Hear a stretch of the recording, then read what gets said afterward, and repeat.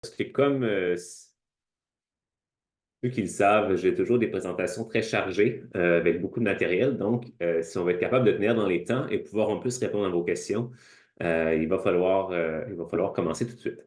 Donc, est-ce qu'on voit l'écran? Oui, C'est bon? C'est moi, mon setup n'est pas tout à fait. OK, c'est bon.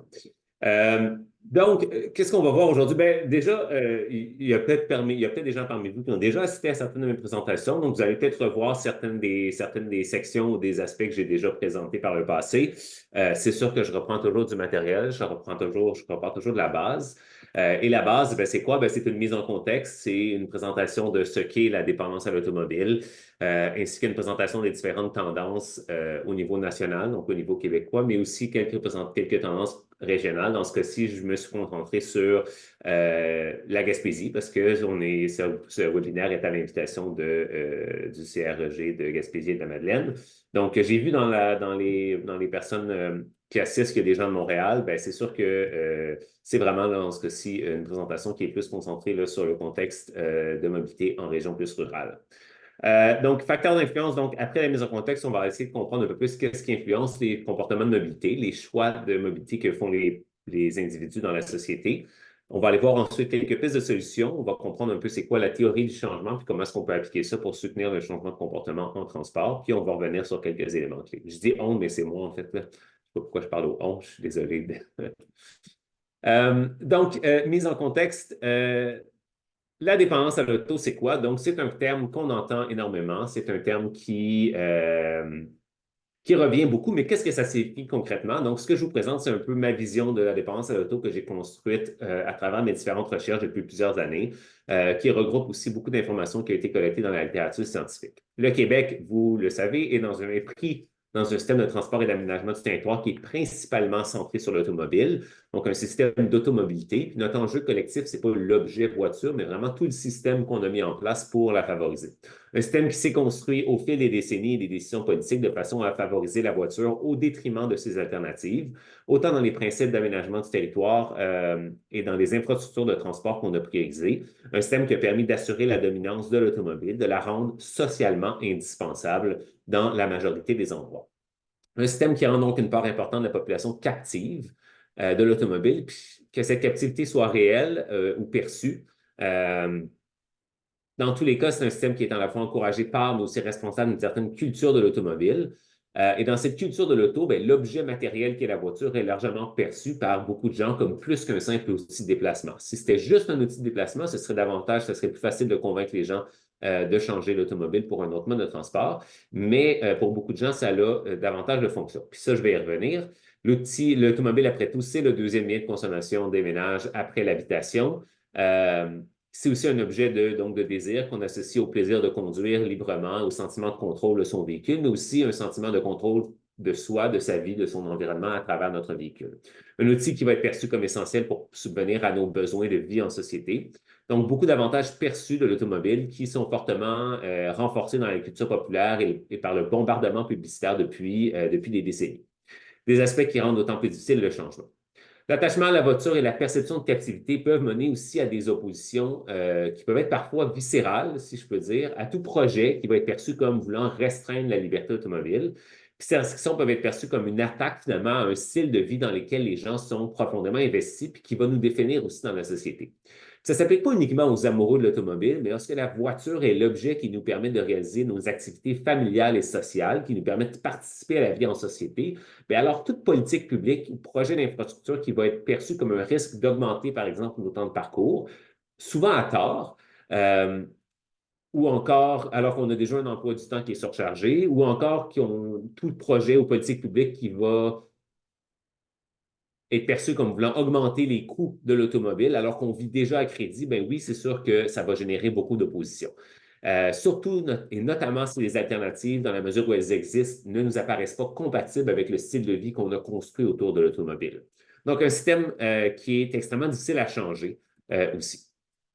Évidemment, l'enjeu, c'est que si l'automobile n'avait pas aucune conséquence, ce ne serait pas un problème. Mais en obligeant beaucoup de gens à se déplacer en automobile et en incitant ceux qui sont en situation de choix à le faire aussi, bien, le problème du système d'automobile, du système d'automobilité, c'est qu'il est responsable de nombreuses externalités négatives. Je ne vais pas m'éterniser trop là-dessus parce que je pense que vous êtes un public quand même assez convaincu. Donc, vous connaissez déjà beaucoup des externalités qui sont liées à l'automobile. Ça va bien au-delà des émissions de gaz à effet de serre. Oui, c'est un enjeu important au Québec parce que le transport, c'est une part importante des émissions. Le transport spécifiquement par véhicule privé individuel, c'est à peu près 22 des émissions de gaz à effet de serre au Québec, donc la moitié du 44 qu'on entend souvent pour l'ensemble des transports. Euh, mais ça a des conséquences aussi sur d'autres conséquences sur l'environnement, imperméabilisation des sols, perte de biodiversité, perte de milieux humides parce qu'on étale nos villes, des conséquences sur les finances publiques. Donc, les dollars qu'on investit en route, finalement, contribuent 2 à 3 fois moins à l'économie québécoise que les dollars qu'on pourrait investir en transport collectif. C'est donc bien surprenant que le gouvernement n'investisse pas davantage en transport collectif, un gouvernement qui se veut être un gouvernement pour l'économie. Ce serait plus avantageux d'investir dans le transport collectif, surtout dans le contexte québécois, parce qu'on n'a pas d'industrie automobile au Québec. Évidemment, donc, les conséquences aussi sur la congestion, les finances personnelles. Donc, comme je l'ai dit, c'est un mode de transport qui coûte très cher et donc qui force beaucoup de gens à devoir dépenser beaucoup trop d'argent pour le transport. Juste un petit titre comparatif, là, des dépenses transport des ménages au Québec, c'est à peu près 18-19 du budget, alors qu'en Europe, on est plus autour de 14. Ça donne un indicateur de à quel point est-ce qu'on dépense beaucoup trop en transport. Santé publique, donc perte d'opportunités liées à l'activité physique, sédentarisation, enjeux respiratoires dus à la qualité de l'air, stress psychologique lié à la congestion, mais aussi au bruit.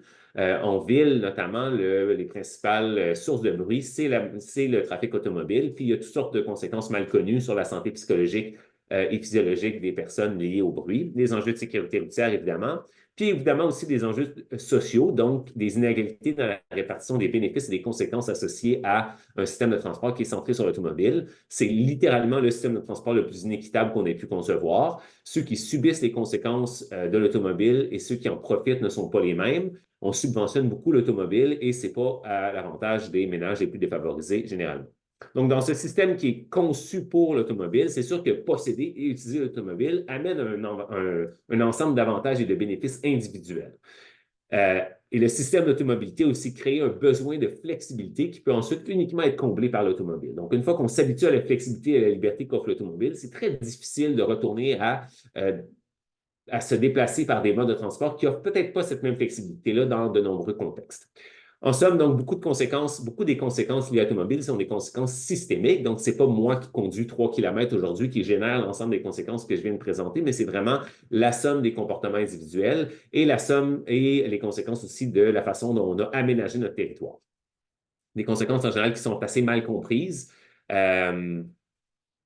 Notamment les conséquences liées, par exemple, à l'étalement urbain, qui est en partie dû au fait qu'on planifie pour l'automobile. Donc, l'idée d'investir dans la mobilité durable, c'est évidemment de réduire l'ensemble de ces conséquences-là, pas uniquement la métrique GES, mais toutes les autres conséquences liées à ça. Donc, nos politiques publiques ne peuvent pas viser uniquement à réduire les GES. Il faut vraiment qu'on tienne compte de l'ensemble des autres éléments. En plus de ça, donc, il y a des enjeux importants parce qu'on a des tendances actuellement qui ne vont pas dans la bonne direction. Vous êtes sûrement au courant que l'automobile,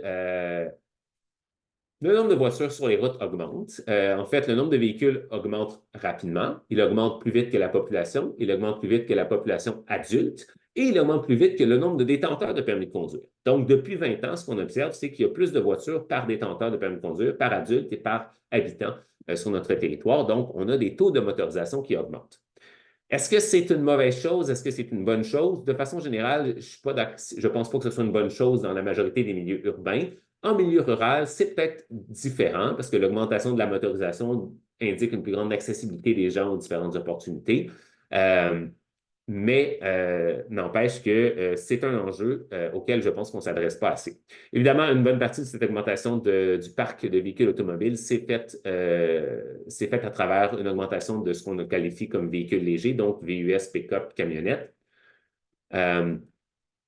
Ce qu'on observe aussi, c'est une augmentation donc dans l'ensemble des régions. Donc, ce que vous avez dans le graphique, en fait, la façon d'interpréter ce graphique-là, à gauche, en bleu, vous avez les chiffres, les taux de motorisation de véhicules par 1000 habitants en 2001, et à droite, en noir, vous avez les chiffres en 2021. Donc, 20 ans plus tard, on voit que les taux de motorisation ont augmenté, en fait, dans toutes les régions du Québec.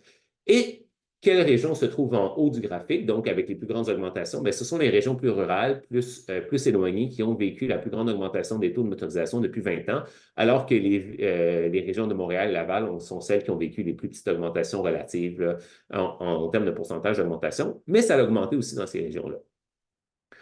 Euh, donc, quand je disais qu'en région, c'est ça, c'est pas nécessairement une augmentation de la motorisation en région n'a pas nécessairement les mêmes conséquences ou les mêmes impacts que l'augmentation là, dans les milieux plus urbanisés. J'ai sorti quelques statistiques spécifiques à la Gaspésie. Donc, j'ai été chercher ces taux de motorisation-là pour 5 villes gaspésiennes. Ce qu'on voit, c'est que les tendances sont assez similaires, franchement, entre les 5 villes que j'ai identifiées ici. Ce qu'on voit, c'est une augmentation à peu près partout là, du taux de motorisation dans une proportion à peu près égale. Là. Donc, on a des augmentations très, très similaires de la motorisation en Gaspésie dans les villes identifiées.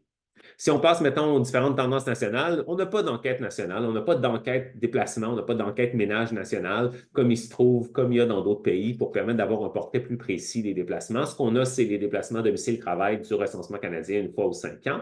Ça donne un portrait, un snapshot dans le temps, qui est tout à fait imparfait, surtout quand on a une année comme 2021 qui était encore avec beaucoup de restrictions pandémiques et donc qui donne l'impression que l'automobile est en progrès important en termes de part modal. Je pense qu'une bonne partie de ça, c'était la disparité dans qui a continué à aller au travail et qui pouvait travailler de la maison. Et donc, je vais d'ailleurs revenir sur les tendances de télétravail. Quand on regarde les tendances gaspésiennes, bien évidemment, l'automobile est encore plus dominante que dans l'ensemble du Québec, parce que dans l'ensemble du Québec, la moyenne, elle est tirée vers le bas par Montréal notamment. Mais quand on regarde là, les municipalités gaspésiennes, ce qu'on voit, c'est que l'automobile est dominante et que la mobilité active et les transports collectifs représentent à peu près 5 des déplacements vers les lieux de travail, donc ce qui est très, très peu. Le covoiturage, un petit peu plus quand même. Donc, il y a plus de covoiturage qui se fait généralement en région, mais tout de même, là, il y a du progrès à aller faire ici. J'avais sorti un peu les tendances, mais c'est quand même des petits chiffres en région, donc il faut faire attention avec les changements dans les proportions qu'on peut avoir là, entre 2 années de recensement, surtout quand l'une de ces années est une année pandémique. Tendance de télétravail, donc ça, c'était la proportion de gens qui déclaraient la maison comme lieu de travail en 2016. Donc, on voit que c'est à peu près similaire dans l'ensemble des régions.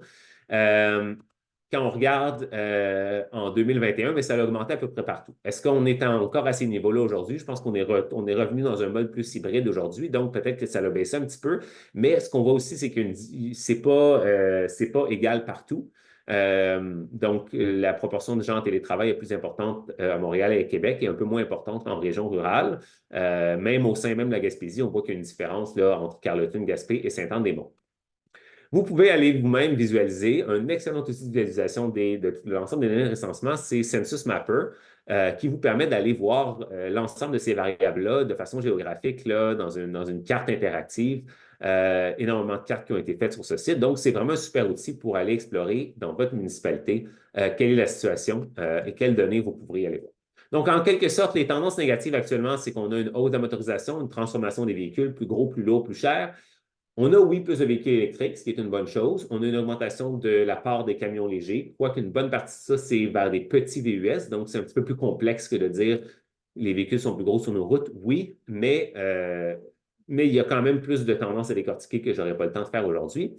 On a une hausse de la part modale de l'auto solo et on a une diminution des parts de modale des transports collectifs et actifs. On a différentes tendances positives, donc on a une diversification quand même de l'offre de services de mobilité partagés. On a maintenant plus de régions, plus de municipalités en région qui ont de l'autopartage, plus de systèmes d'autopartage, de vélo-partage qui se multiplient. Je pense que les subventions du gouvernement du Québec ont aidé à cet égard. Puis différentes initiatives aussi de transport à la demande. Des tendances qui sont incertaines pour le futur, c'est évidemment la hausse du télétravail.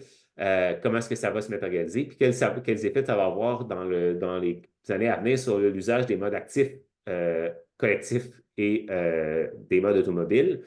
Mais en somme, un des éléments qu'on peut résumer puis que j'aimerais bien, c'est qu'on ait de meilleures données. Donc, ça prendrait peut-être une enquête origine-destination nationale ou des enquêtes du moins longue distance pour être capable de mieux faire un diagnostic de la mobilité au Québec.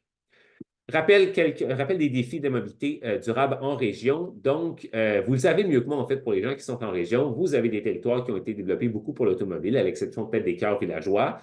Vous avez des lieux d'activité qui sont généralement plus éparpillés, des distances qui sont plus grandes, notamment entre les municipalités. Il y a généralement peu d'alternatives à l'automobile. Il y a un manque d'infrastructures de transport actif. Il n'y a pas nécessairement une culture de la mobilité durable. On n'a pas le réflexe de mobilité durable. À l'inverse, la norme, c'est l'automobile pour l'ensemble des déplacements. Il y a généralement aussi très peu de contraintes à l'automobile. Donc, à Montréal, pourquoi est-ce que les gens se déplacent autrement qu'en automobile? Ben, d'une part, parce qu'il y a des alternatives et d'autre part, parce que l'automobile est beaucoup plus contrainte pour les déplacements et beaucoup moins efficace relativement aux autres modes de transport.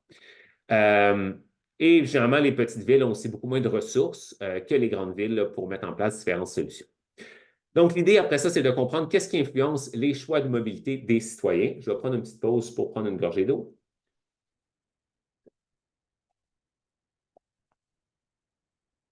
Donc, c'est un peu un résumé de ce que la littérature scientifique nous indique sur ce qui influence les choix de mobilité au quotidien par les citoyens. Puis je vais faire, vous allez voir, tout au long de cette présentation-là, je vais faire une analogie avec un menu de restaurant. Donc, on a des politiques publiques qui définissent les critères d'aménagement du territoire et l'offre de transport qui est disponible. Ça va définir le type de quartier qui va être disponible dans lequel les gens peuvent habiter. Ces types de quartiers et l'offre de mobilité disponible représentent en quelque sorte l'architecture de choix qui s'offre aux citoyens pour leur déplacement. On peut parler en quelque sorte d'un menu de mobilité. L'idée, évidemment, c'est que le rôle des municipalités, le rôle des gouvernements provinciaux et fédéraux, c'est d'être capable d'offrir le plus grand menu d'options de mobilité au plus grand nombre de citoyens possible. Il y a évidemment des disparités spatiales importantes. Donc, quand il y a un continuum de contextes et d'options de mobilité qui vont être disponibles et de qualité de ces options entre les différents quartiers, si on part des quartiers du centre de Montréal jusqu'aux municipalités plus rurales dans l'ensemble des régions du Québec, c'est tout un continuum d'offres de transport qui est disponible. Et on peut penser un peu à un menu de restaurant. Donc, si le restaurant a sur son menu de la poutine, des hot dogs puis des hamburgers, bien, ça va être un peu difficile d'encourager les gens à faire un choix santé. Ben, ou encore, si la seule option végétarienne sur le menu, la seule option santé sur le menu, ça va être une maigre salade qui va être peu attirante pour seulement 2 de moins que le juteux burger, ben, il ne faut pas être surpris que les gens vont choisir les options de fast-food dans ces situations-là. Donc, c'est un peu le même principe pour l'automobile. Si l'automobile est de loin plus attirante que les autres modes de transport, ça va être difficile pour les gens de choisir les autres alternatives pour se déplacer. Une autre catégorie de variables qui influence les décisions de mobilité des citoyens, évidemment, c'est les facteurs sociodémographiques. Donc, qui vont définir en général les contraintes aux choix de mobilité auxquels les gens vont être confrontés. Donc, on peut penser aux caractéristiques sociodémographiques un peu comme les restrictions alimentaires et le budget qu'on va avoir lorsqu'on va aller au restaurant. Ensuite, les facteurs psychologiques, donc tout ce qu'on va mettre là-dedans, ce sont les attitudes, les perceptions, les valeurs et les normes sociales. Cette catégorie-là vont influencer les préférences de mobilité à l'intérieur des brackets, notamment à l'intérieur du menu possible. Donc, ce sont des préférences qui, en interaction avec les caractéristiques sociodémographiques, vont déterminer finalement le choix que les gens vont faire sur le menu de mobilité. On peut déterminer le menu en soi, quoique, mais vont vraiment déterminer au sein même du menu qu'est-ce que je vais choisir. Donc, et ça repose beaucoup sur ces facteurs-là. Il y a un autre élément qu'on oublie souvent, mais qui entre en ligne de compte, c'est la localisation résidentielle. Donc, les préférences individuelles et les contraintes vont affecter les décisions de localisation résidentielle qui, en retour, influencent le menu de mobilité qui s'offre à nous. C'est un peu plus vrai dans les grands centres. Donc, le fait de s'établir, par exemple, plus loin de notre lieu d'emploi, ben, va nous contraindre à utiliser l'automobile, donc va réduire les options sur notre menu. Pour revenir avec cette analogie du restaurant, si je suis végétarien, ben, je ne vais pas aller dans un steakhouse pour souper où il n'y a pas d'option végétarienne. Ben, si je n'ai pas d'automobile, en général, je vais essayer de tenter de choisir un quartier dans la mesure, à l'intérieur de mon budget, qui va me permettre de vivre sans voiture. Les facteurs psychologiques vont aussi influencer le niveau d'appui ou d'opposition aux politiques publiques. Donc, si j'ai une préférence pour l'automobile, je vais avoir plus tendance à m'opposer aux politiques publiques que je vais percevoir comme voulant restreindre la liberté automobile, comme j'ai déjà dit. Finalement, à l'inverse, l'aménagement du territoire et l'offre de transport vont aussi affecter les attitudes, perceptions et les normes sociales à l'égard des différents modes de transport. La recherche démontre que ceux qui habitent dans un environnement qui est plus dépendant de l'automobile vont avoir tendance à développer des attitudes, des perceptions plus positives envers l'automobile et plus négatives envers les modes de transport actifs et collectifs qui sont aussi généralement moins performants dans ces territoires-là et moins bien perçus socialement aussi. Donc, on sait évidemment comment agir sur les facteurs structuraux. Du moins, on sait ce qu'on devrait faire. Est-ce qu'on le fait tout le temps? C'est une autre question. Mais on sait ce qu'il faut faire pour changer les facteurs structuraux. On ne peut pas changer les facteurs sociodémographiques, mais c'est important d'en tenir compte dans nos solutions de mobilité qu'on va mettre en place. La question, c'est est-ce qu'on peut influencer et changer les facteurs psychologiques afin de soutenir un changement de comportement? Puis pour revenir à notre analogie, une fois que le chef de la cafétéria ou du restaurant a décidé d'ajouter un délicieux curry, chou-fleur, aubergine et tofu sur le menu, comment est-ce qu'on arrive à convaincre les gens de choisir cette option santé plutôt que le burger et les frites? Finalement, je ramène toujours cet exemple-là, donc, c'est un peu lié à ce que je dis. Donc, tout ça étant égal par ailleurs, les gens vont avoir différentes croyances et valeurs qui vont influencer leurs attitudes. Donc, deux familles voisines qui vont être à composition et à revenus similaires, qui vont habiter sur la même rue, qui vont avoir les mêmes offres de mobilité, ne vont pas nécessairement faire les mêmes choix de transport. Pourquoi? Justement parce que les variables structurelles et sociodémographiques ne suffisent pas à expliquer ces choix, parce qu'on est aussi des humains, on est confronté à des choix complexes, on n'a pas une information parfaite sur l'ensemble des options qui s'offrent à nous. Et on n'est pas non plus des agents aussi rationnels qu'on prétend l'être, et on va posséder de nombreux biais de perception. On a souvent cette perception que l'automobile, ça peut être moins cher pour certains déplacements que le transport collectif, mais en réalité, c'est rarement le cas. Euh, Évidemment, il y a des éléments comme l'habitude, nos expériences de mobilité, l'influence sociale de nos pairs, de nos proches, et les préférences, les perceptions vont entraîner différentes perceptions finalement des mêmes options de transport. C'est pour ça que deux personnes voisines ne vont pas nécessairement faire les mêmes choix. Et je rappelle rapidement là, les motivations de l'utilisation de l'automobile. Donc, les motivations de l'utilisation de l'automobile, évidemment, ça varie d'un territoire à l'autre, mais en général, l'auto, elle est évidemment a des aspects utilitaires, des avantages utilitaires qu'on connaît très bien. C'est le mode qui est un mode qui est pratique, flexible, sécuritaire, stable, rapide, abordable, confortable. Mais l'attractivité de l'automobile ne repose pas uniquement sur ces aspects-là parce que on nous vend aussi l'automobile comme un élément qui peut nous procurer du plaisir, de l'excitation, un sentiment de dominance même. Donc, c'est tous des éléments qui vont être finalement en anticipation. Quand je vais prendre le volant, je vais penser à ces moments-là que je vais avoir, puis ça peut être, dans beaucoup de cas, là, un plaisir de pouvoir me déplacer en automobile. L'automobile a aussi des aspects symboliques, donc elle peut représenter un bien de prestige, une façon d'exprimer notre identité, notre statut social, notre richesse. Euh, et tout ça, évidemment, est lié au sentiment d'indépendance, de liberté, de contrôle et d'autonomie, qui est d'autant plus fort dans des territoires qui ont été pensés pour l'automobile. Évidemment, tous ces éléments-là, c'est plus difficile à démontrer empiriquement l'influence de ces éléments-là parce qu'il y a toujours une rationalisation du comportement, même quand on répond à des enquêtes. On va toujours citer des arguments de nature utilitaire à l'utilisation et à la possession de l'automobile, même si en réalité, il y a peut-être d'autres de ces éléments-là qui jouent. En somme, donc, différents avantages perçus de l'automobile qui vont être renforcés dans l'imaginaire collectif par la culture populaire, par un bombardement publicitaire. Il faut comprendre aussi que tous ne vont pas attribuer la même valeur symbolique à l'automobile. C'est normal de vouloir exprimer son statut social ou son identité, pardon, à travers... c'est un désir humain normal. La question, c'est comment est-ce qu'on le fait? Donc, les possessions matérielles sont souvent une façon d'exprimer qui on est, de façon d'exprimer aussi qui on est dans la société. Puis l'auto étant un bien qui est facilement montrable, on arrive en auto quelque part, on stationne notre auto devant chez nous. C'est un mode de transport là, qui va être normalisé comme symbole. Tout le monde sait qu'une Ferrari, ça coûte cher. Tout le monde sait qu'un gros pick-up, ça va généralement être associé à la force et à la masculinité. Donc, c'est des éléments que beaucoup de gens peuvent avoir cette idée de vouloir projeter à travers leur véhicule. Évidemment, il y a toujours un biais de désirabilité sociale. Si vous demandez directement à quelqu'un qui s'est acheté une Lexus, pourquoi est-ce que vous avez acheté une Lexus? Pourquoi vous n'avez pas pris une voiture euh, moins chère? Puis les gens vont répondre par des enjeux de confort, ils vont rarement dire qu'ils se sont achetés une Lexus parce que tous leurs voisins dans leur quartier ont des véhicules de luxe. Il fallait qu'eux aussi montrent que le véhicule, qu'eux aussi avaient bien réussi dans la vie. Puis vous ne serez pas surpris d'apprendre aussi que les hommes accordent plus d'importance à la symbolique et à l'affectif que les femmes, et que les gens qui conduisent davantage aussi. Là où c'est un enjeu, évidemment, c'est que, bon, évidemment, donc ces facteurs-là vont expliquer davantage le choix d'automobile en ville, là où l'automobile, finalement, est plus un choix qu'une contrainte réellement.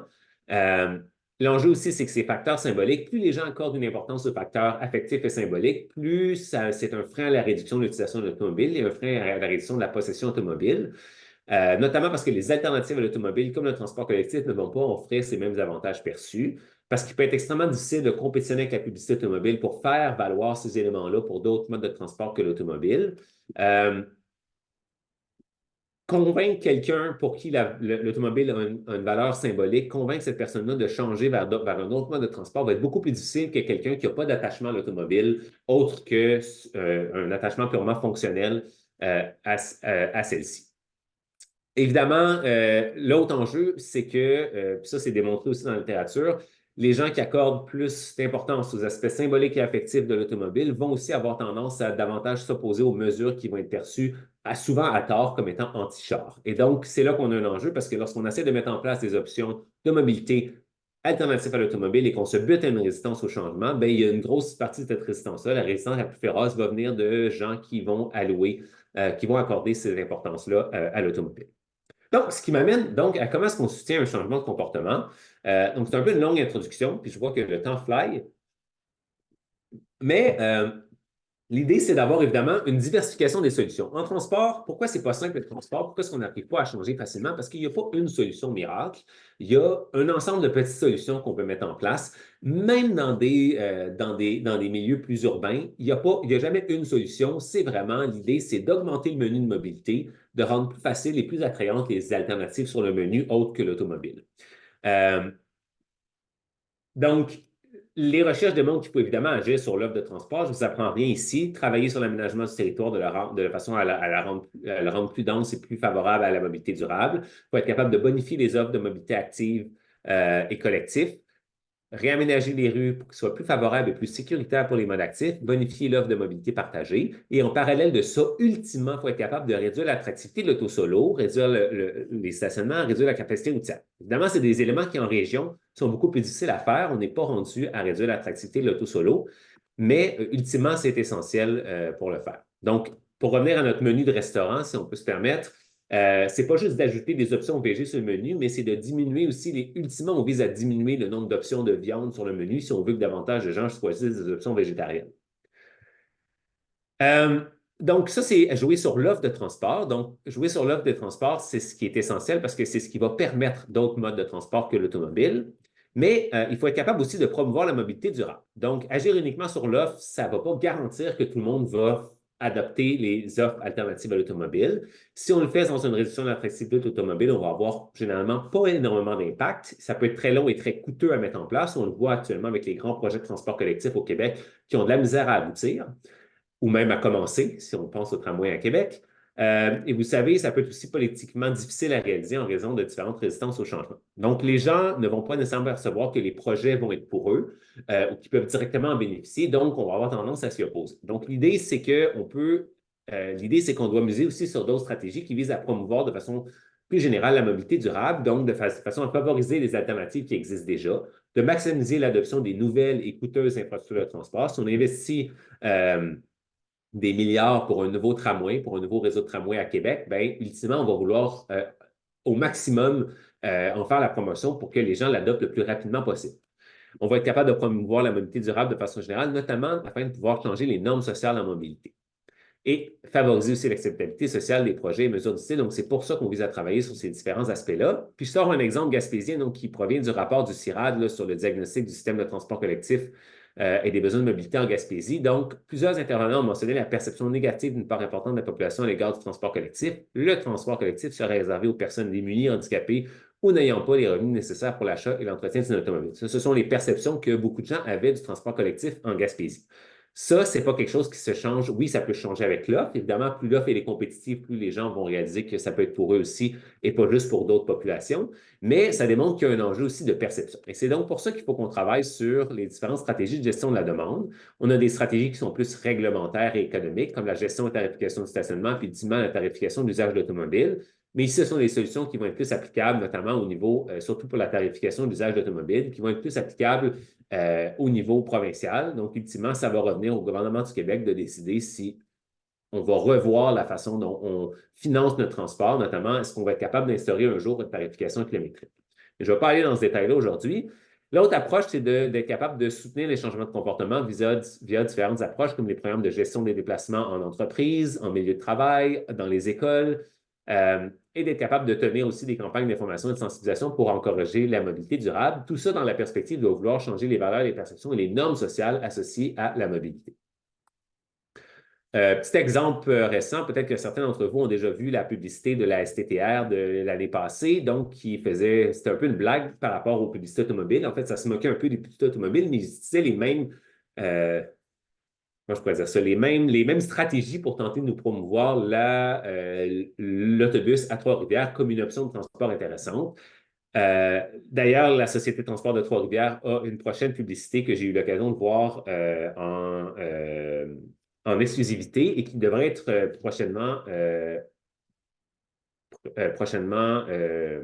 prochainement rendu public, qui va être aussi franchement intéressant dans un autre genre complètement et qu'on espère va entraîner d'autres sociétés de transport au Québec à vouloir aussi miser sur ce type d'éléments-là pour changer un peu la perception que peuvent avoir les gens des sociétés de transport, là, surtout dans les environnements où la culture de mobilité est peut-être moins développée.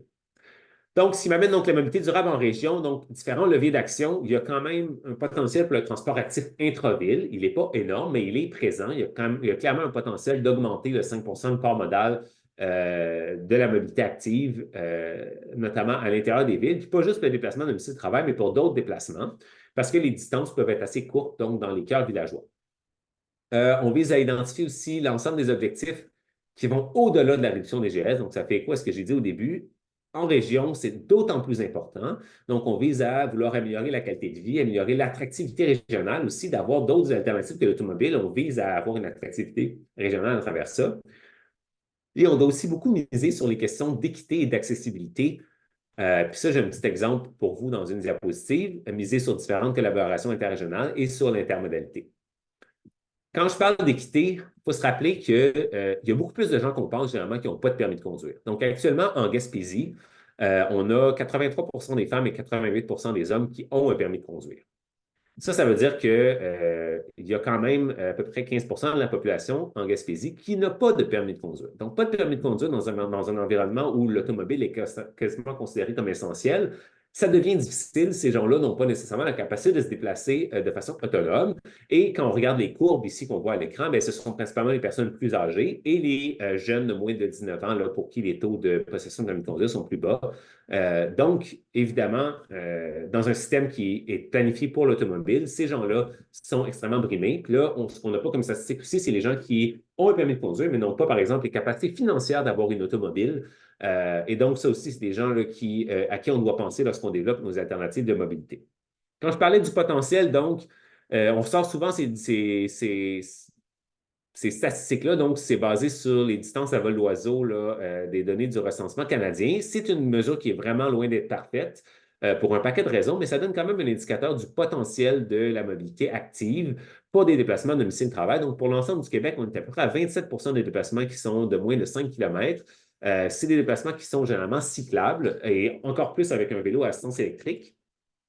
Et 7 des déplacements de domicile-travail, et ça, pardon, ce sont les déplacements automobiles. J'ai pris uniquement, donc pas déjà les déplacements qui sont déjà faits en transport actif, mais les déplacements qui sont présentement faits et déclarés être faits en automobile. Donc, on a les proportions ici des distances de déplacement. Quand on regarde en Gaspésie, ce n'est pas énormément différent de l'ensemble du Québec, à l'exception qu'on a plus de déplacements qui font moins d'1 kilomètre et on a aussi notamment à Sainte-Anne-des-Monts, pour une raison que je ne sais pas. On a beaucoup plus de déplacements dont les distances à parcourir sont de moins de 5 km pour se rendre à son lieu de travail.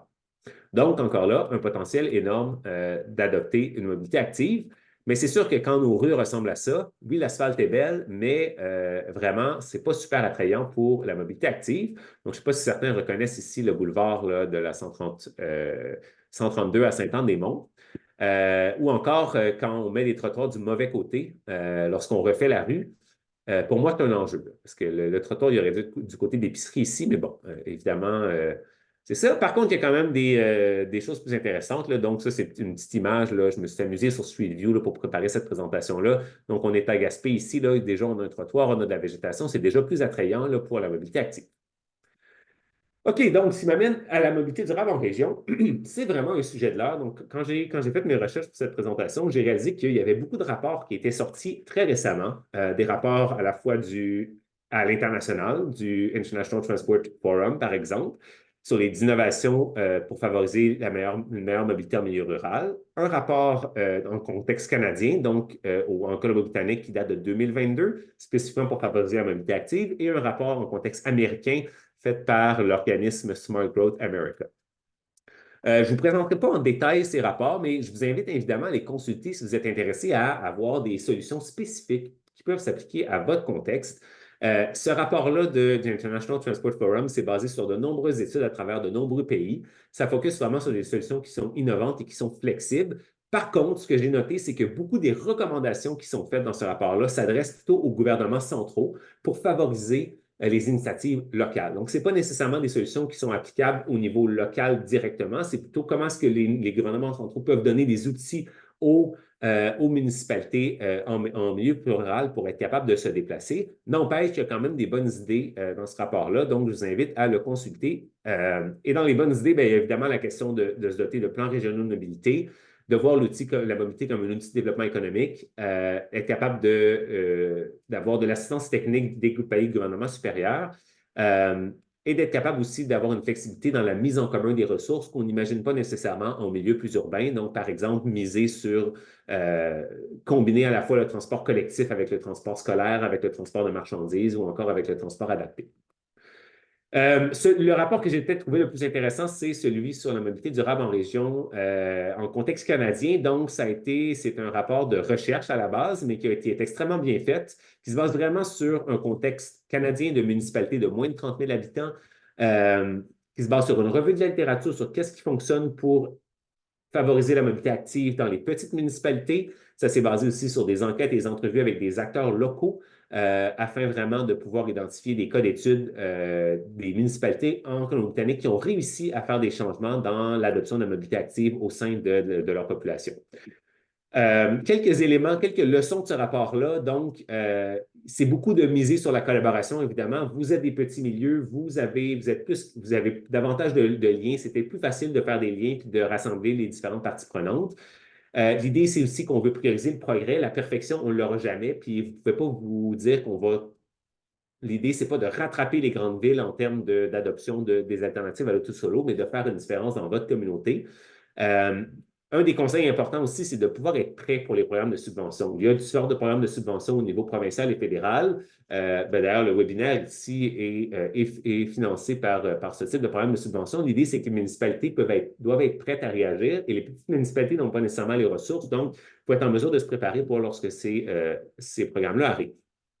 Au niveau de la connectivité du réseau, beaucoup de recommandations, c'est d'être capable de miser sur des sentiers en nature et être capable de faire des connexions qui permettent de raccourcir les temps de parcours pour la mobilité active. De miser beaucoup sur l'équité. Donc, comme j'ai déjà mentionné, pensez vraiment à l'accessibilité aux opportunités. C'est important de maximiser ça. Donc, de repenser un peu cette approche-là, de ne pas se dire on doit absolument juste réduire les GS, mais de vraiment se dire comment est-ce qu'on peut faire pour donner un seuil d'accessibilité minimal à notre population par d'autres modes de transport que l'automobile. Il faut être capable de bâtir la volonté. Il n'y a pas de miracle, ça prend une volonté au niveau municipal, au niveau des acteurs municipaux, mais aussi au niveau des employés municipaux qui peuvent alimenter les élus dans les différentes municipalités. Ça prend des champions qui vont être capables de porter des projets de rassembler les gens, qu'il faut être capable aussi de bâtir l'engagement de la population, bien expliquer les projets. Si on fait des transformations, il faut que la population comprenne pourquoi est-ce qu'on fait ces transformations-là, surtout si on vient toucher à la place d'automobile, il faut que la population soit de notre côté. Il faut être capable de donner le plus d'informations possible pour expliquer et les bénéfices attendus aussi des changements qu'on va faire, notamment à l'environnement bâti. L'enjeu des routes nationales, pour de vrai, ce n'est pas un enjeu qui est propre au Québec, c'est un enjeu qui est commun à l'ensemble des municipalités en Amérique du Nord, surtout en milieu rural. C'est souvent des cas où les municipalités n'ont pas le contrôle. Je n'ai pas énormément de conseils là-dessus, à part qu'il faut continuer à faire pression sur le ministère des Transports. Des choses qui s'appliquent un peu partout, saisir les occasions de travaux. Si vous faites des travaux importants d'aqueduc, par exemple, dans votre municipalité, c'est clair qu'il y a une occasion à ce moment-là de ne pas refaire à l'identique et d'incorporer les citoyens aussi dans la façon de repenser les aménagements. Collaboration intermunicipale, j'ai déjà mentionné. Et le vélo à assistance électrique, ben, actuellement, c'est une tendance à la hausse partout. En Europe, on est à plus de 50 des ventes de vélos qui sont des vélos à assistance électrique. En Amérique du Nord, on n'est pas tout à fait là encore, mais il y a vraiment un potentiel énorme. La question, c'est comment ça se fait qu'on n'a pas encore de subvention à l'achat de vélos à assistance électrique au Québec? Je sais que Vélo-Québec travaille très, très fort pour que le gouvernement provincial mette en place ce type de subvention-là. Il y a des municipalités qui ont commencé à le faire. Je pense à la ville de Sherbrooke ou la ville de Laval qui avait fait un projet pilote avec résultats mitigés, mais la ville de Sherbrooke, qui est une des villes qui actuellement a choisi de financer l'achat de vélos d'assistance électrique là, pour ses citoyens. Là, vous allez me dire, OK, parfait, c'est des rapports en anglais. Si on veut des trucs en français, bien, il y a les ressources de l'ADEME en France, donc le ministère de la Transition écologique, qui vraiment est un répertoire énorme de ressources super intéressant avec des fiches d'action sur qu'est-ce qu'on peut, de solutions qui ont été appliquées à différents types de contextes, à différents types de régions. Donc, il y a vraiment, vraiment beaucoup d'informations qui sont disponibles là-bas. Puis, je vais terminer finalement sur cet élément-là.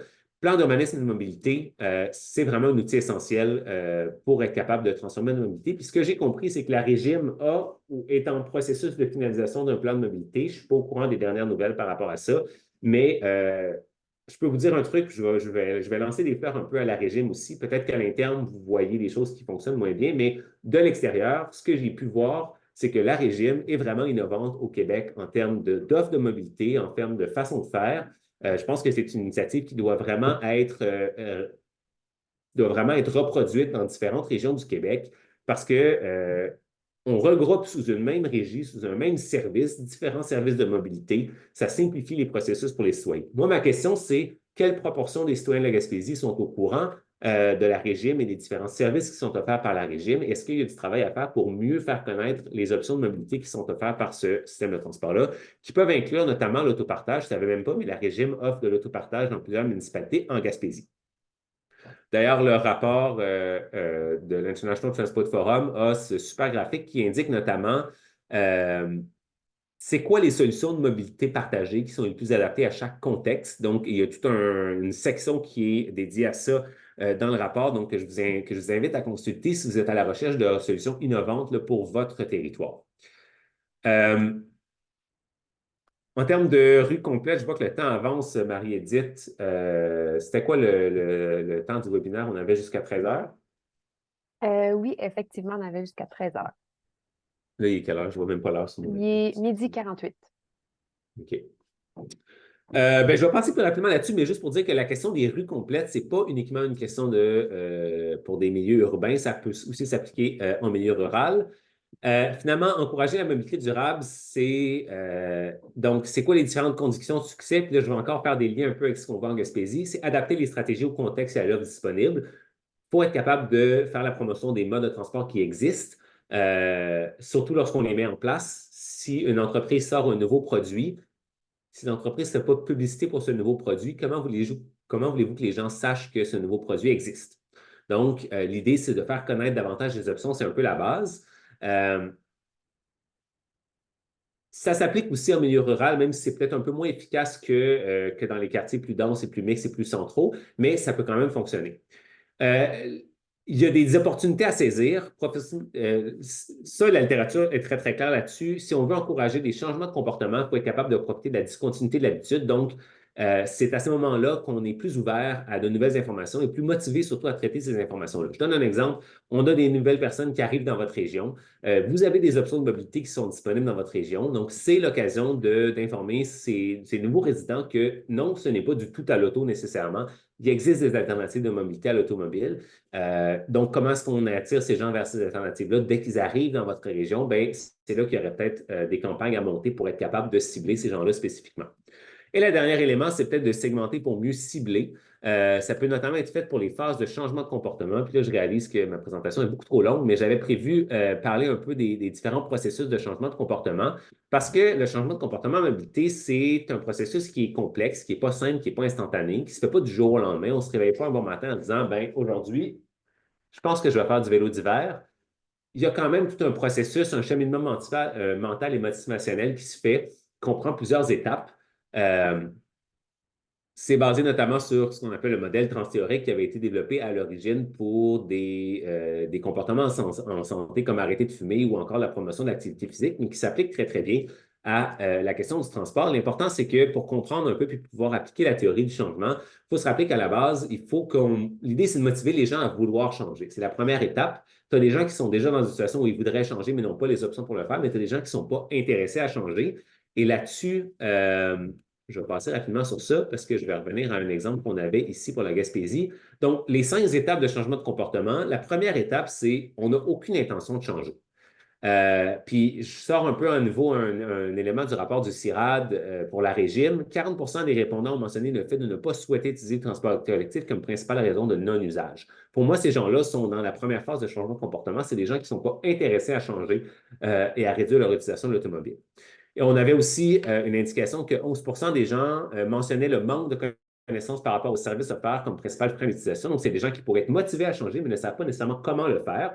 Donc, l'idée, c'est comment est-ce qu'on peut développer des stratégies pour être capable de rejoindre ces gens-là et de dire, bon, qu'est-ce que ça vous prend? C'est quoi les outils que vous avez besoin pour pouvoir adopter ces offres de transport-là?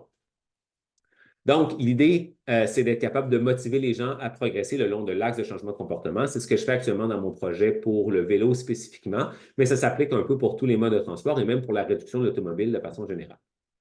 Donc, finalement, dernier point, l'importance de la motivation. Donc, la motivation, c'est extrêmement important, surtout dans des contextes où la mobilité, les alternatives à l'automobile, c'est peut-être pas la façon la plus facile de se déplacer. Ça demande un petit peu plus d'efforts au point de vue individuel, même si le rôle des municipalités, c'est de faire en sorte que les gens tendre vers les choix, les meilleurs choix le plus facilement possible, mais c'est pas toujours facile de le faire. Donc, c'est là qu'il faut être capable d'amener les gens à développer une motivation autodéterminée, donc qui est plus intrinsèque.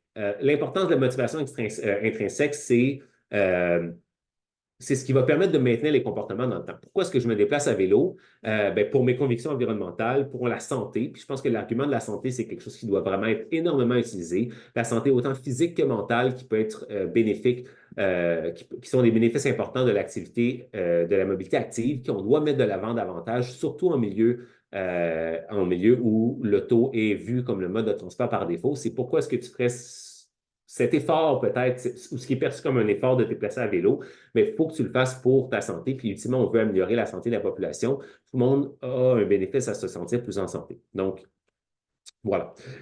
Donc, voilà, je résume sommairement, là, c'est le changement, aussi facile soit-il, va demander la motivation. Les changements structuraux qu'on va faire vont aider à soutenir le changement de comportement. Les stratégies d'accompagnement, le type de ménage doivent être adaptés évidemment à chaque contexte. On doit être capable de concentrer nos ressources sur les segments de population avec le meilleur potentiel de changement. Donc, pour revenir à nos étapes de changement, l'idée, ce n'est pas de se concentrer sur les gens en pré-contemplation, mais de se concentrer sur les gens dans les 3 catégories du centre, les gens qui ont déjà une certaine motivation à changer, mais qui ont différentes barrières et freins qui les empêchent d'adopter de nouveaux comportements. Ultimement, on va être capable là, donc d'appliquer tout ce que j'ai dit jusqu'à présent. Mais là, je vais m'arrêter ici, puis je vais pouvoir prendre des questions parce que je suis sûr qu'il y a beaucoup de questions par rapport à l'ensemble des éléments que j'ai dit. Et je sais que j'ai passé vite sur certains aspects, mais c'est toujours ça. Voilà. Merci. Merci, Jérôme. C'est un, un beau sprint que tu as fait pour finaliser. Il y avait des questions, je pense, dans le chat. Parfait. Myriam qui demande si on aura accès au PowerPoint. La réponse est oui, j'aurais dû le dire avant. J'espère que vous n'avez pas pris des captures d'écran constamment, parce que moi, des fois, je fais ça dans les webinaires, mais non, vous allez avoir accès. Marie-Édith, je vais finaliser le PowerPoint, je veux dire, je vais rajouter toutes les références, m'assurer qu'elles soient bien correctes. Vous allez avoir accès à toutes les références que j'ai mentionnées et au PowerPoint en soi par la suite, sans problème. Parfait. Pour ceux et celles qui n'étaient pas inscrits, là, dont je n'aurais pas nécessairement les adresses courriel, vous pourrez me les envoyer directement pour que je vous envoie la présentation. Sinon, on avait Alexandra Leblanc qui nous indique que le plan de mobilité régionale de la régime est effectivement en cours de rédaction et il y a une première version qui a été présentée dans chacune des MRC en novembre dernier. Donc, merci pour l'information. Oui, merci beaucoup. Est-ce qu'il y avait d'autres questions?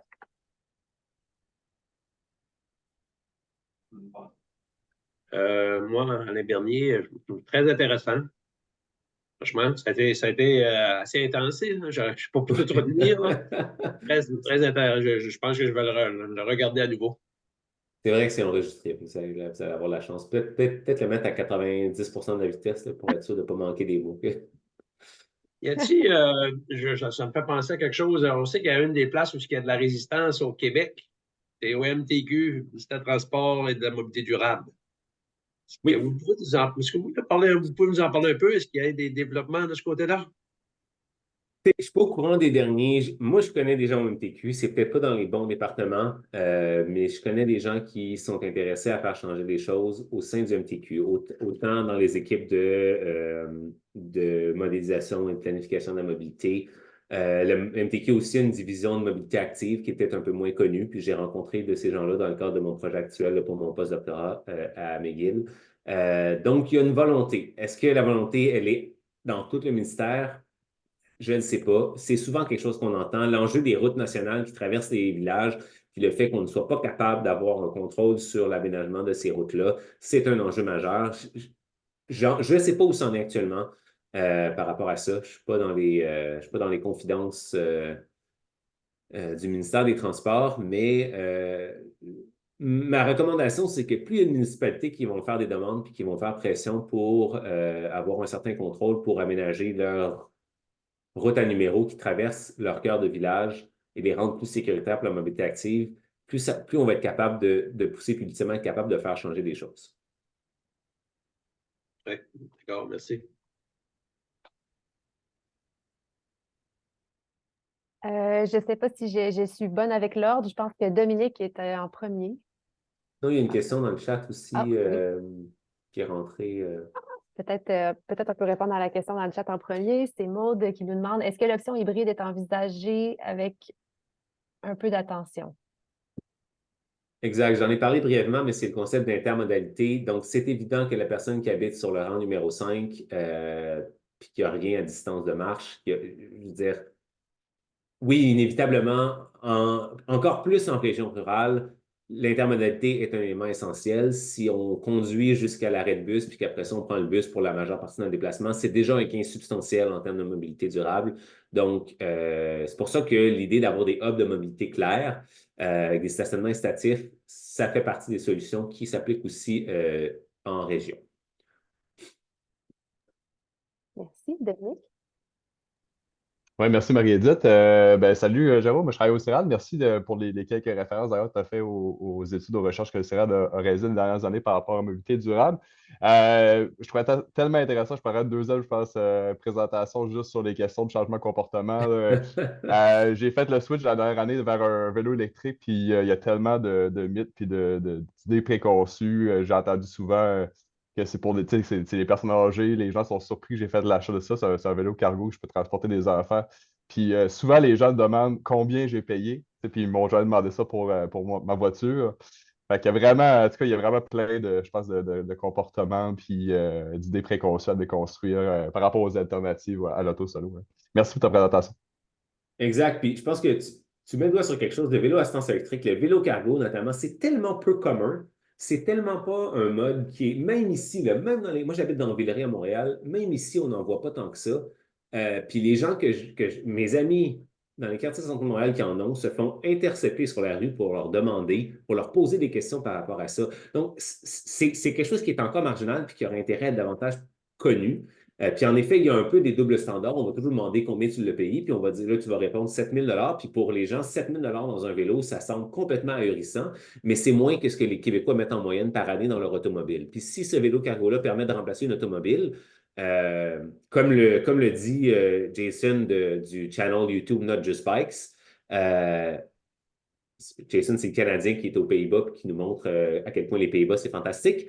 Il dit, vous pouvez vous acheter un vélo cargo par année, puis ça vous revient quand même moins cher que le coût annuel de votre automobile, en général. Donc, oui, beaucoup de mythes à déconstruire. Puis sur les vélos à assistance électrique, je vous dirais qu'actuellement, le projet VéloVolt d'Équiterre, je ne sais pas s'il y a eu des instances en Gaspésie de ce projet-là, mais l'idée, c'est de rendre disponible pour les gens en milieu de travail des vélos à assistance électrique pour des périodes de 2 à 4 semaines. Donc, ça permet d'essayer le vélo à assistance électrique. Parce que le vélo à assistance électrique, tant que tu ne l'as pas essayé, tu ne réalises pas à quel point ça peut vraiment être adapté à tes circonstances et à quel point c'est génial.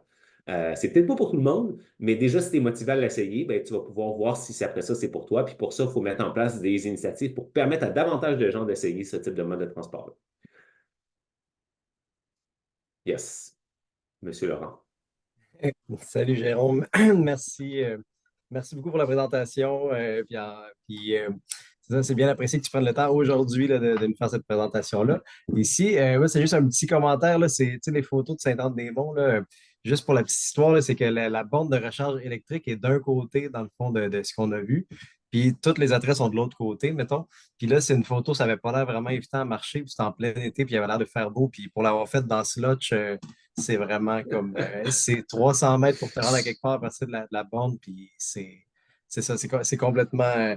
Dans le fond, ça remet en question complètement le déplacement. Là, puis c'est ça, exactement ça. Le hôtel et compagnie, en fond, juste avant ça, il y a une Ouais. borne. Là, si tu vas aller vers hôtel et compagnie, tu as un mini trottoir qui n'est pas vraiment déneigé. Puis en plein hiver, c'est ça, tu arrives comme complètement slotché, là, puis d'un bâtisse pour faire des rencontres. Fait que c'est comme pas mal moins intéressant que juste arriver en auto. Puis c'est comme toute la réflexion sur la fluidité de prendre son auto, c'est une clé, on décolle, il n'y a rien d'autre, aucune autre question. Puis prendre son vélo, ben, c'est comme à peu près 20 questions à chaque fois. Est-ce que j'ai mis lumière, mon casque, mon cadenas? Est-ce qu'il va y avoir une place pour se stationner? Est-ce qu'on se pose jamais avec une auto ici? Oui, puis Fait j'ai que, pris cette image-là parce que je pense que c'est un exemple exact de boulevard typique nord-américain avec des commerces qui sont loin de la chaussée, avec des mini-trottoirs. Au moins, il y a des trottoirs, mais comme tu dis, là, c'est une situation parfaite. Ça semble être une belle journée d'été. Sûrement, comme tu dis dans la Slotch, c'est pas la même réalité. ouais. Mais vraiment, puis on voit que l'asphalte est belle, là. La rue a été repavée, du moins. Même les trottoirs ont l'air assez neufs. Puis tabarouette, comment ça se fait qu'on n'a pas pensé à mettre en place d'autres alternatives? Mhm. On a-tu aussi besoin de cette aussi grande capacité de cette route à deux voies dans cette municipalité-là? C'est une autre question qu'on peut se poser. Ouais, ça reste la route à numéro. Fait que c'est pas tant la municipalité qui décide à ce niveau-là. Tu sais. Exact. Ouais. Donc, ouais, merci beaucoup pour le webinaire. Simon, Oui, merci. Il reste un petit peu de temps. Merci pour le webinaire, fort apprécié. J'ai une petite question. Tantôt, tu mentionnais, Jérôme, qu'un organisme centralisateur là, pour venir coordonner les actions sur un territoire en mobilité, c'est vraiment c'est un catalyseur là, de Oui. changement. Est-ce qu'il y a des travaux qui se font à haute échelle de même là, pour venir créer un organisme de ce genre-là, un peu à l'image des OBO au Québec? Là, voilà. Je vais juste être sûr de comprendre ta question. Est-ce que le type d'organisme centralisateur d'organisation de la mobilité, En fait, autrement dit, tu mentionnais qu'un organisme qui chapeaute, qui coordonne les actions en mobilité sur un territoire, à haute échelle, ça permet de venir optimiser les oui, oui, retombées. oui. Est-ce Je pense que que, j'avais est-ce manqué un que, mot. Ouais. est-ce que, en fait, il y a des travaux en ce moment qui portent sur la création d'une telle organisation, d'une telle structure au Québec? Pas à ma connaissance, mais j'ai peut-être pas les connaissances les plus à jour par rapport à ça, mais pas à ma connaissance. Je pense que là-dessus, il faudrait regarder d'ailleurs ce qui se fait en France, les organisations planificatrices de mobilité, c'est ça? Mais je pense qu'il y a de l'inspiration à aller chercher ailleurs dans le monde pour ça, parce qu'en effet, ce sont tous les rapports que j'ai lus, c'est comme tu dis, c'est un catalyseur important. Vous avez la régime en Gaspésie, je ne sais pas si c'était de la Gaspésie, il y a la régime en Gaspésie. C'est peut-être pas parfait, mais déjà, ça vient centraliser les offres de transport au sein d'une même organisation qui dessert l'ensemble de la région. Je sais que le Bas-Saint-Laurent est en développement pour avoir aussi sa régime intermunicipal, ultimement. Mais c'est vrai que chaque région devrait avoir son autorité planificatrice de transport qui pourrait après ça avoir des ressources d'une organisation plus centralisée. Oui, c'est ça, les AOM. Merci Sylvain, encore. Je vois les autorités organisatrices de la mobilité en France. Exact. Donc ça, je pense, c'est une initiative, c'est une façon de faire qui serait à reproduire, qui est adaptable à notre contexte, puis qui permettrait là, de faciliter là, la mise en place de solutions à l'échelle régionale. Excellent, merci. merci Jérôme. Je crois qu'il n'y a plus de questions. Puis là, je vois qu'on a quand même dépassé le 13 heures. Désolée tout le monde. Donc, peut-être on pourrait faire un petit wrap-up. Puis, je vois l'intérêt. Là, je pourrais envoyer un courriel, en fait, là, à tous les gens qui étaient inscrits là, pour savoir si vous seriez intéressés à ce qu'on en discute plus, puisqu'il y a tant de choses à couvrir. Donc, je vous remercie tout le monde d'être venu en si grand nombre. Puis, je vais vous souhaiter une belle journée. Merci, Exact. Puis, Jérôme. peut-être petite demande à ceux qui sont encore là. Si jamais vous avez des idées, si jamais vous aimeriez avoir des éléments d'informations sur des éléments spécifiques que j'ai mentionnés, mais avoir plus d'informations sur ces éléments-là, aller plus en détail sur un certain sujet, n'hésitez pas à me contacter. Vous avez mon adresse courriel ou Marie-Édith peut vous la fournir, là, ou ça va être fourni, en fait, mon adresse courriel dans l'envoi du PowerPoint à tout le monde. N'hésitez surtout pas, parce que moi, ça me permet de voir ce que j'ai, en fait, puis pour vous partager, et aussi de voir comment je peux améliorer là, mes webinaires de façon à les rendre plus pertinents pour la majorité des gens qui écoutent. Il y avait une main qui s'était levée, la main de la dernière chance. Mathieu, non? OK, parfait. C'est bon, on se parlera en privé. Super. Ben, bonne journée tout le monde. Merci encore. Merci beaucoup, Marie-Édith. Merci pour la conférence. Bonne journée.